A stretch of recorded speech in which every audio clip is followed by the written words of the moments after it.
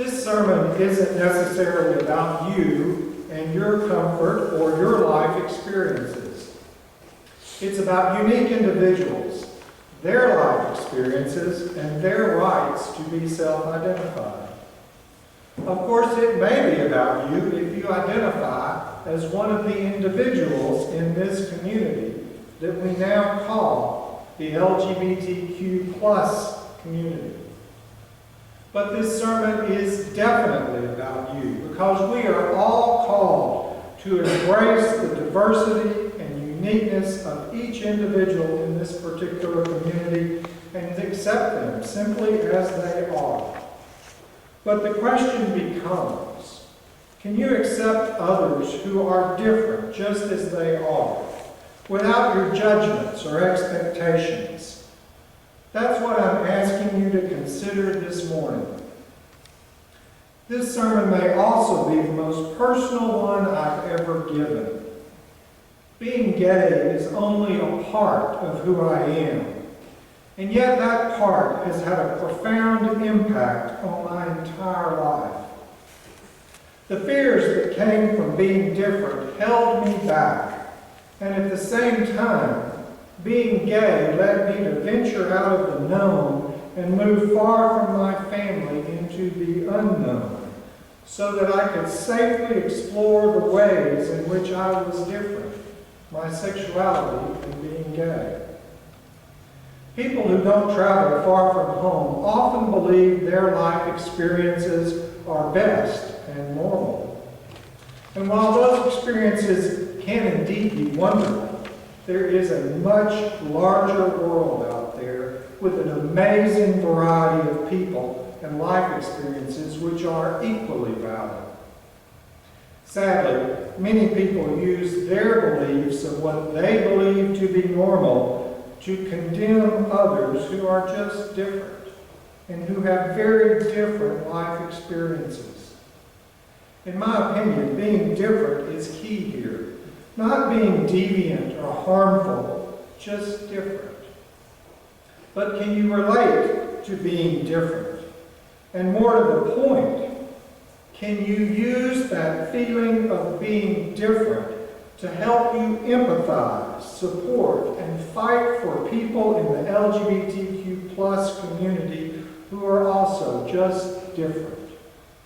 For instance, you might be brilliant, and as a child, that difference affected you in many negative ways.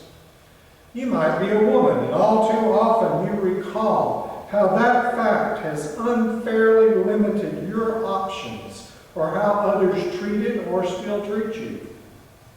Or you might have some physical difference that leads others to dismiss you for no good reason. Or you might be from another culture, and that causes certain people to have preconceived notions about you that are just wrong. Or you may simply be older, but not dead, and some people treat you as if you are no longer relevant. Being different is not a crime, and I believe realizing you are different as a child is rather common. Children know when they are better at sports than other kids, and we often give them opportunities to excel. Children also realize when they are smarter than or not as smart as other kids, and we offer them opportunities to improve their abilities in both situations. Children also know when they have special skills like with music or art, and they are offered opportunities to enhance those skills as well. So why is it so hard to imagine that children don't realize early in life when something feels different with regard to their sexuality or gender identity? I know I did. Being gay and finally accepting that reality caused me to question the validity of many things I was taught to accept early in life without question. One of which was that many of the individuals in the LGBTQ plus community were deviants, and we know now that that's wrong. In reality, the LGBTQ plus alphabet soup of diversity is simply a shorthand for many of the varied and equally valid expressions of people all around us, not deviants, as some want you to believe. Our UU values claim to affirm many things, including the inherent worth and dignity of every person, compassion in human relations, acceptance of one another, a free search for truth and meaning, and justice for all. Those values are exactly what the LGBTQ plus community is looking for, and what we as UUs should provide in our congregations and fight for in society. UU author John Cummings says, "May we never rest until every child of earth in every generation is free from all prisons of the mind and of the body and of the spirit." I agree with Cummings, and this sermon is my attempt to offer some clarity about some of the prisons of the mind and of the body that many within the LGBTQ plus community are attempting to escape from. I'll do this by sharing a lot of my own personal story, and I hope it would help you better relate to some of these individuals. And I'll describe some concerns and issues within the community and society at large. And finally, I'll explain some new terms you simply may not understand. So here goes. I've been out since I was 22 years old. I'm now 65, so that's been 43 years.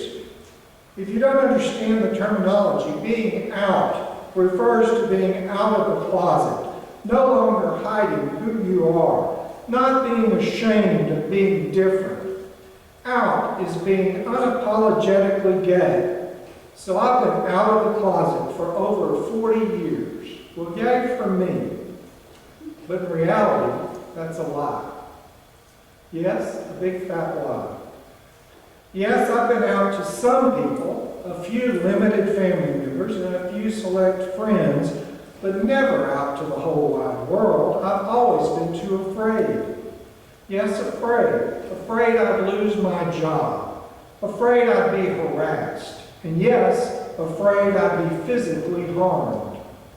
For 39 years at work, I never had a loved one's picture on my desk or casually shared for everyone to hear where I went on vacation, because many of those actions would have outed me. I've never strolled down the street holding the hand of the person I loved most in the world. These are all things straight people take for granted. And yes, there's another word, straight. If you aren't gay, you're straight. Yes, straight people take all of these things for granted and much, much more. As a gay person, I now have some protections.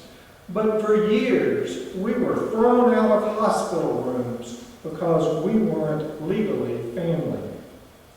So once again, I lived a lie for a long time. And living a lie is exhausting. Always being afraid you'll say the wrong thing and lose your job. Always scared you'll show too much affection and get gay bashed for just being you. And gay bashing is violence, and it's been going on forever. Yes, living a lie, living in fear, being partially but not all the way out of the closet is frustrating, and it's exhausting, and it's how I survived. It's how countless numbers of us still survive in this interdependent web of life, which if you're different and you're not careful, can be a very dangerous web of life to actually live in. So I've mentioned many different words: gay, straight, out of the closet, gay bashing, and if you don't understand them, truly understand the words, you don't comprehend many of the issues that go along with the words and the people they affect.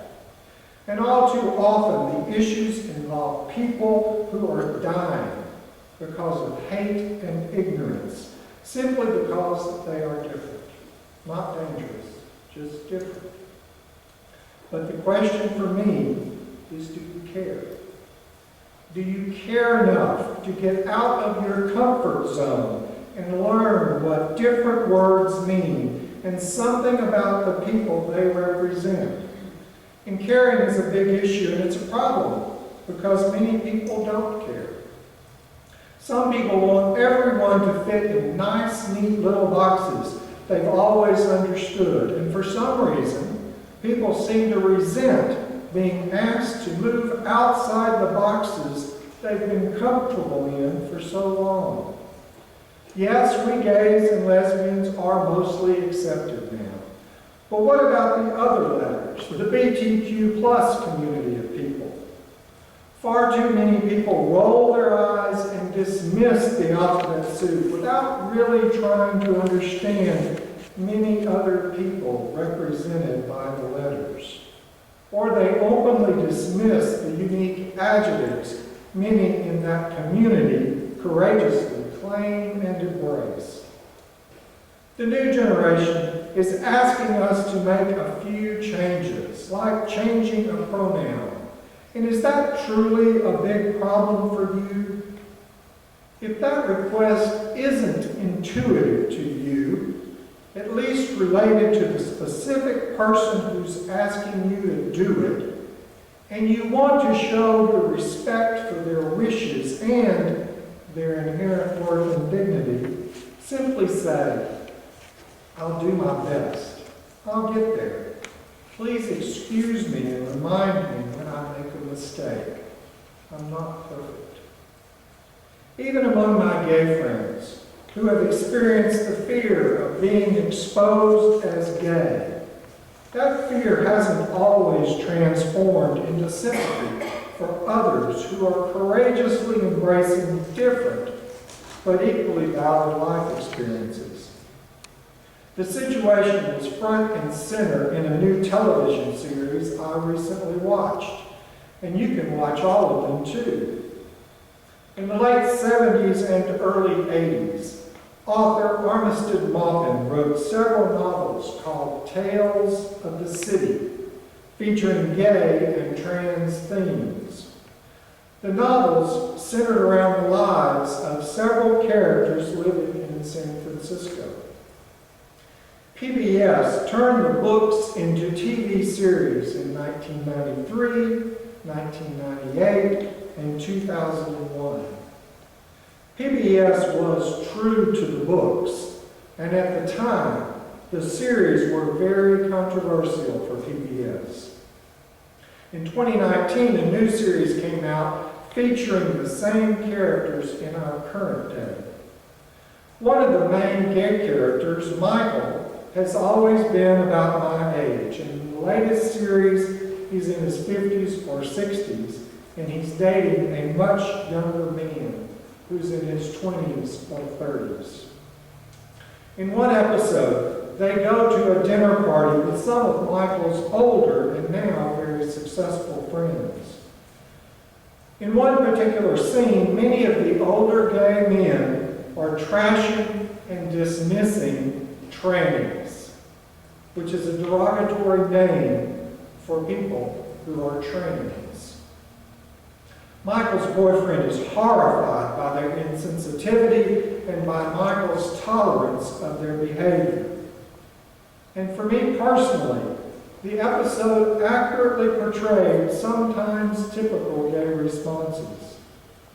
The sad reality was that these gay men who endured and fought for their own rights and survived didn't seem to care at all about the trials and tribulations of actual people in the trans community.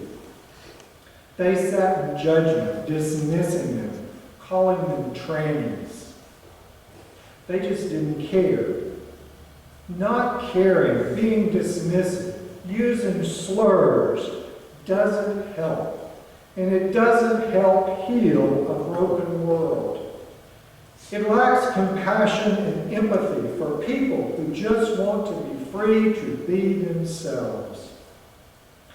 Dismissing someone else's life experiences because you've not shared those experiences is not acceptable. And no one, including trans persons, deserve that kind of treatment. And yet, all over the country right now, the conservative right is attacking the trans community at every turn and writing laws that harm and punish them. For the conservative right, it's just another wedge issue they've created and used to vilify and demonize a group of people who are just different and struggling to live their lives openly and honestly. And sadly, it's working, because far too many other people accept the lies which have resulted in trans murders all across the country. The Human Rights Campaign, also known as HRC, is a national organization advocating for the rights of all LGBTQ plus people. And it reported that in 2022, there was an epidemic of violence for one particular constituency. And HRC's own Jay Brown reported the following. Fatal violence against transgender and gender non-conforming people is the tragic result of a society that devalues our lives, with Black and brown trans people facing significantly higher rates of harassment and physical violence. In 2022, we saw anti-transgender lawmakers passing a record number of discriminatory bills, including bans of life-saving, medically necessary, gender-affirming health care. These attacks fuel more stigma against transgender and non-binary people, especially aimed at the youngest among us. At least 34 transgender and gender non-conforming people were killed in 2022. We say at least because the stories detailed in this report likely undercount the number of transgender people who were killed in the U.S. in 2022. Data collection is often incomplete or unreliable when it comes to violent and fatal crimes against transgender and gender non-conforming people. So let me recap. The HRC reports more than 34 deaths simply because these individuals were courageous enough to live their authentic lives. That's outrageous, and it's absolutely unacceptable. And it's just because they were different. And many in our society can't accept others being different. For me, this is personal, because that's exactly why I'm here. I went to my first UU church because the UU world accepted me as a gay person and actively affirmed my worth and dignity, even though I was different. Throughout history, there have always been people just like me. Similarly, I know there have always been people who simply haven't been comfortable with the male or female biology nature gave them. And they knew they were different in some significant way. Their only choices were to conform and deny what they felt, or in some extreme cases, live incognito as the opposite sex. But now in our lifetimes, and for the first time in history, medical science has advanced to such a degree that adults and children who know there is something wrong with their current biology have the potential to seek out changes. Through medical intervention, they can adjust many of their biological markers. With surgery and hormones, boys can become girls and girls can become boys. And who are they hurting by becoming physically what they've always known they were? Similarly, men have been taking testosterone for decades to become more muscular. And women have had surgeries to enhance their existing attributes beyond what nature gave them. And yet laws are currently being enacted all over the country to prevent gender reassignment, while none are being considered to limit gender enhancement. In the world we now live in, trans persons are a fact of life. How we react to those people and how we support their inherent worth and dignity is now more important than ever. The deadly statistics I shared prove the point. But there are others in the LGBTQ plus community besides trans individuals, and we are also their allies today. And for many of us, all the new terms for various individuals can be overwhelming. Ironically, we have no problem with a lot of the old terms. You know, like old maid, spinster, tomboy, effeminate, Nelly, tranny, and countless other words we've heard and used to describe people who are different. And we have no problem using those words. Even words we are now used to, like gay and lesbian, haven't been in the common vocabulary for long. For instance, the positive word gay, used to describe male homosexuals, didn't become common till the 1960s. But now, the new words like non-binary and gender fluid just don't make sense to us because we didn't grow up with those words. But the behaviors and the people they represent are not new. Now we're being asked to use other similar positive words to describe people who have always existed, rejecting the negative and often derogatory words used in the past. The words may be new, but the people they represent have been around forever.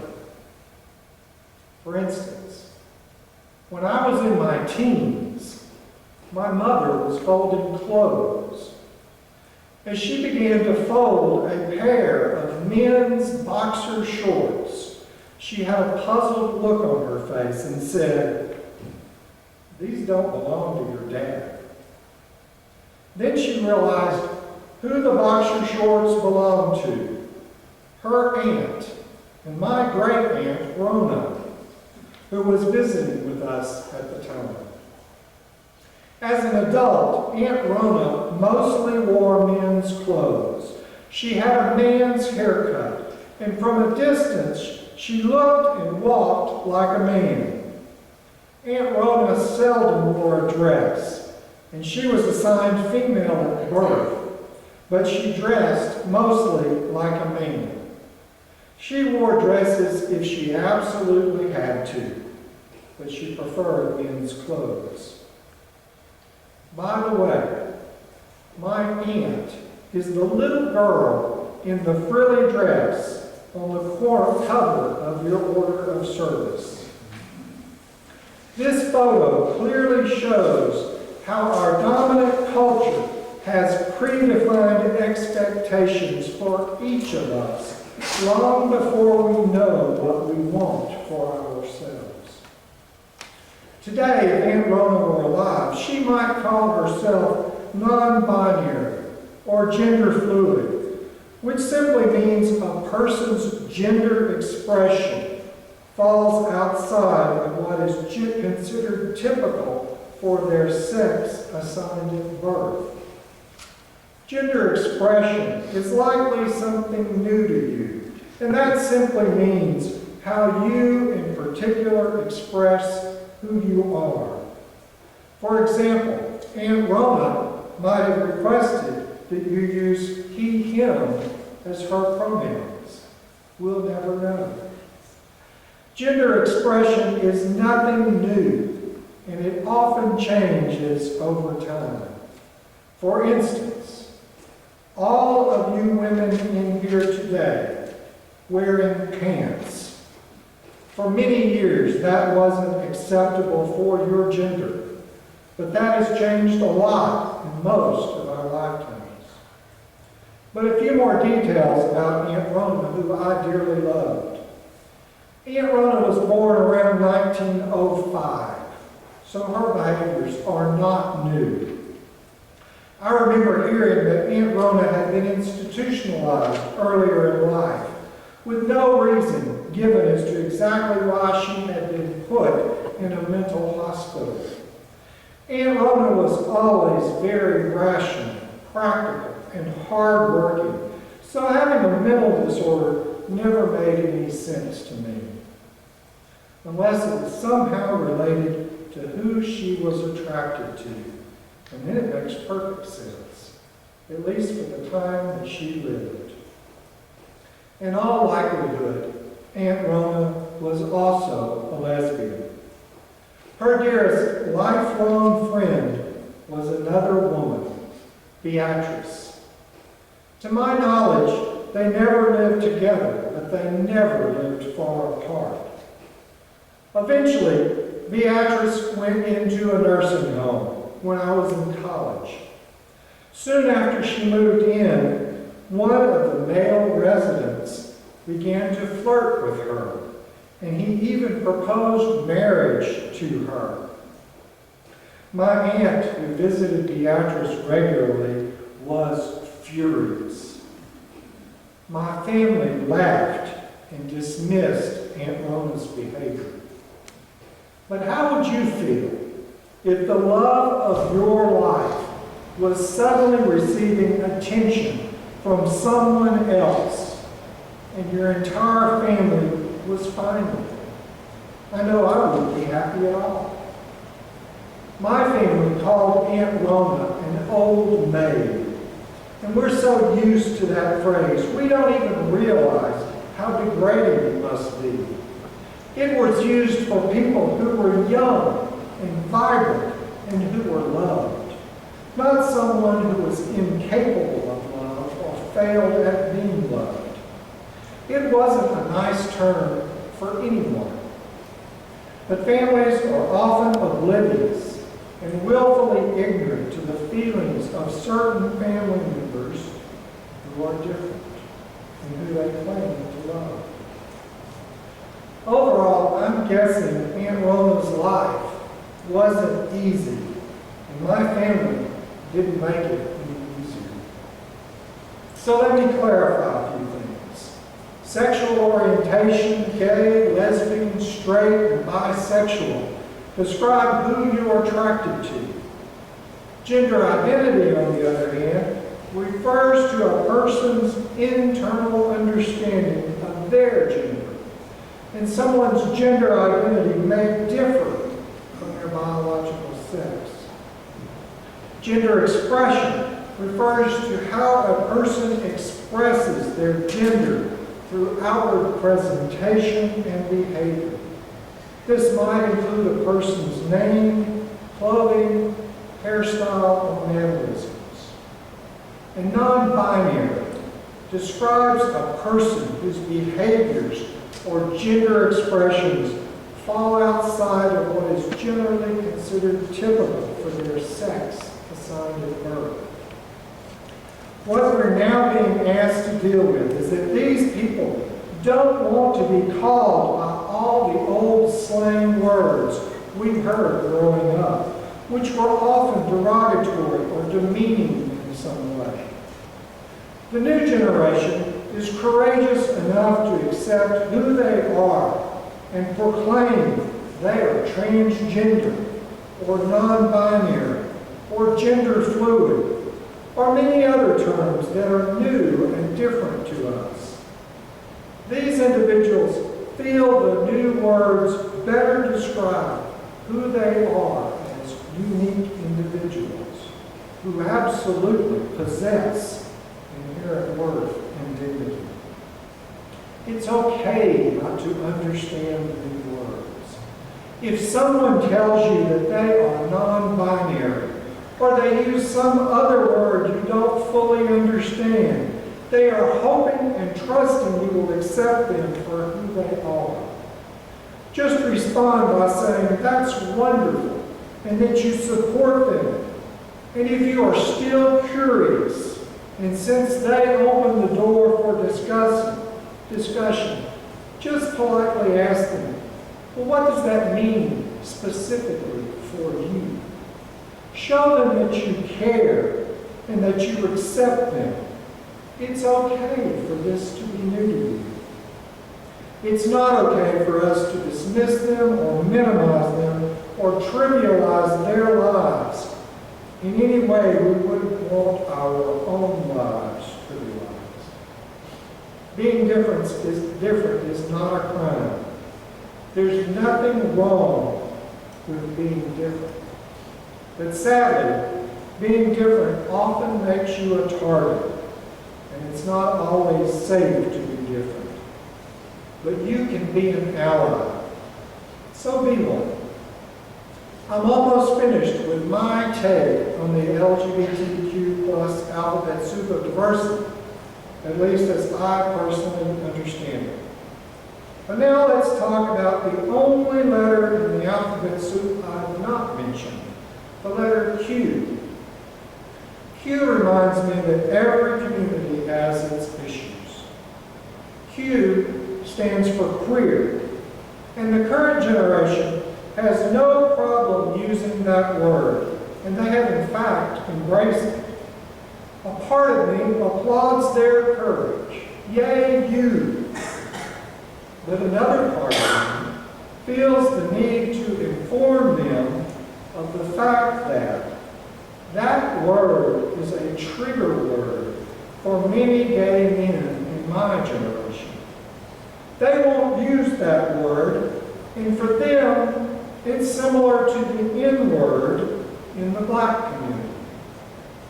The current generation of individuals who use the Q word are being dismissive of those in my generation who either experienced or knew someone who was attacked and beaten and possibly died. And the last thing they probably heard from their attackers as they were being beaten was, "Take this, you queer." So that word is extremely painful to many people who are still a part of the LGBTQ plus community. Once again, dismissing another person's life experiences because you've not shared those experiences is not acceptable. The LGBTQ plus community of people is a diverse community of unique individuals who are different from what society previously accepted as okay. This community no longer accepts the limitations or judgments and is courageously embracing their inherent worth and dignity as unique and vibrant individuals in the broader rainbow tapestry of life. The question remains, how are we going to support them? I'll conclude by observing that sometimes it takes effort to actively affirm the worth and dignity of another person. Now is the time for us as youths and as allies to our LGBTQ plus friends and family to practice what we preach and live out our principles.